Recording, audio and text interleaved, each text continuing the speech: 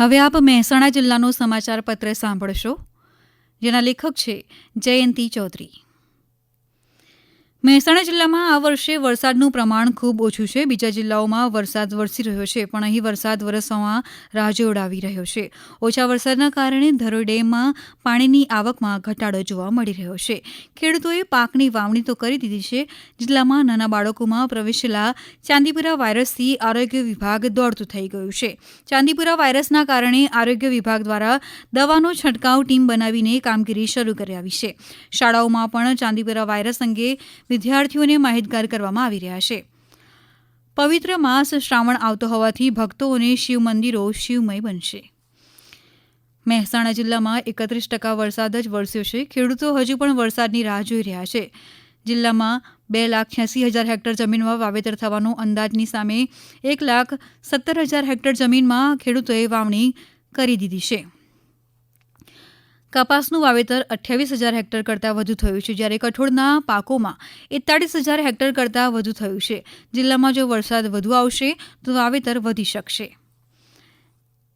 જિલ્લામાં વરસાદી પાણીનો બચાવ કરવા માટે જળશક્તિ અભિયાન અંતર્ગત ખેરાલુ તાલુકાના વરેઠા અને અરઠી સહિત વિસ્તારોમાં વોટરશેડ યોજનાની રૂપેણ નદીમાં સિરીઝ ઓફ ચેકડેમથી નદીને પુનઃજીવિત કરવાની કામગીરી પણ શરૂ થઈ ગઈ છે.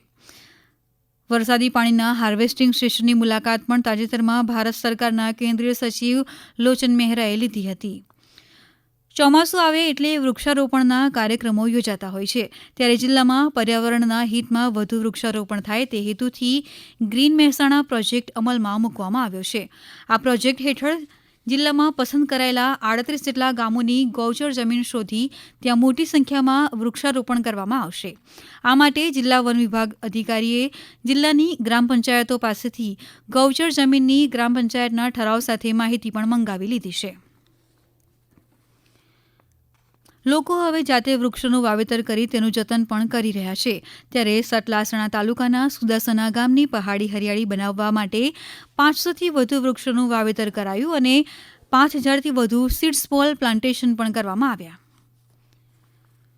આરોગ્ય વિશે લોકો ચિંતા કરતા થયા છે, તેમજ શરીરની સારી સાર સંભાળ પણ કરી રહ્યા છે.